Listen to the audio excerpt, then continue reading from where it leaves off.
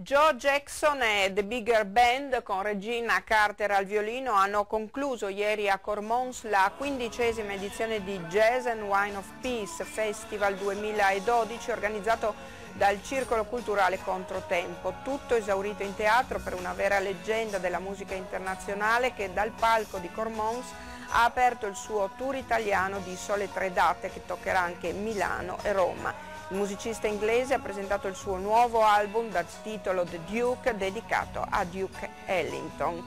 Durante il concerto Jackson ha però proposto anche alcune delle sue canzoni scritte negli oltre 30 anni di carriera, da Look Sharp a Rain passando per Night and Day.